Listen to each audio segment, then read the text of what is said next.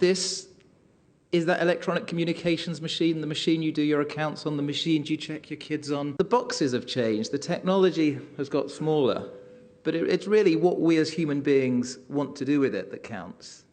It's about tapping into our needs to communicate, our needs to entertain ourselves, our desire to shop, our needs to check our kids. So I'm every day thinking about William Gibson, the sci-fi writer's phrase, that the future, it's already here, it's just unevenly distributed. And what I'm trying to do is spot those little threads that are here now and work out how people want them in their lives and how we're going to use them. One view from Nokia, within 5 years, they're expecting more than 5 billion internet-enabled devices out there, mostly mobile.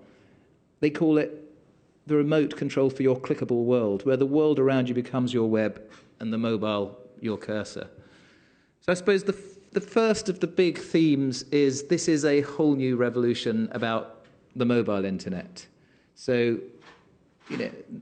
this thing and, any other devices out there is going to be bigger, both in terms of economic power, the number of people connected to it, its impact on our lives and the desktop internet. A key part of this revolution, I think, is access to data and the ability to interpret data, and it creates new power balances. So at Wired, we call it the petabyte age, like it's a dinosaur age. Eric Schmidt talks about 5 exabytes of information. I'm not going to count the number of zeros, but it's a million gigs or a billion gigs. I lose touch. But anyway, that was the total amount created from the start of human civilization to 2003, which now he says we're producing every 2 days, and it's increasing.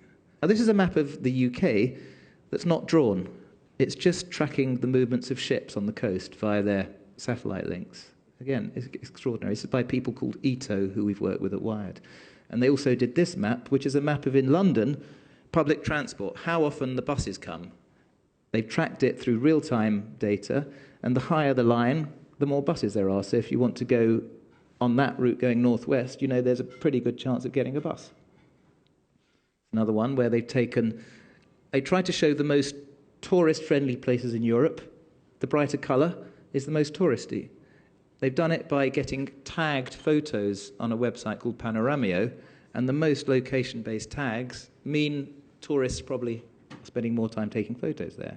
The machine increasingly knows what you want, partly because you're telling it, and partly because it understands algorithms. So we talked a bit about artificial intelligence, huge progress over the next couple of years in this, a lot of very exciting research projects.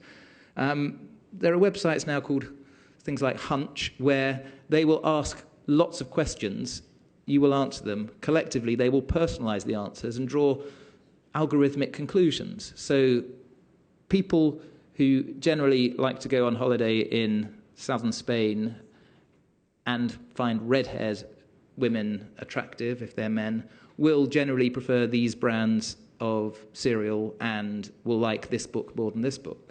So what does it mean for this business? You need to know now what's happening. Everything is happening now. There's no time to not be aware. It's about turning the data into information. I think you have to acknowledge that sharing is only going to go up, and targeting is going to get much more direct. And, people are strange creatures. You can't always predict their motivation.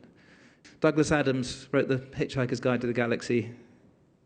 One of my favourite lines. He said, anything invented before you're 15, that's the order of nature. That's how everything should be. And then anything that comes along as invented between your 15th and 35th birthday is new and exciting, and, you might make some money out of it. But then anything invented after that day is against nature and should be prohibited. And I'm not going to ask anybody's age, but I would encourage you to think like that 15-year-old a bit more often. Thank you very much. Merci.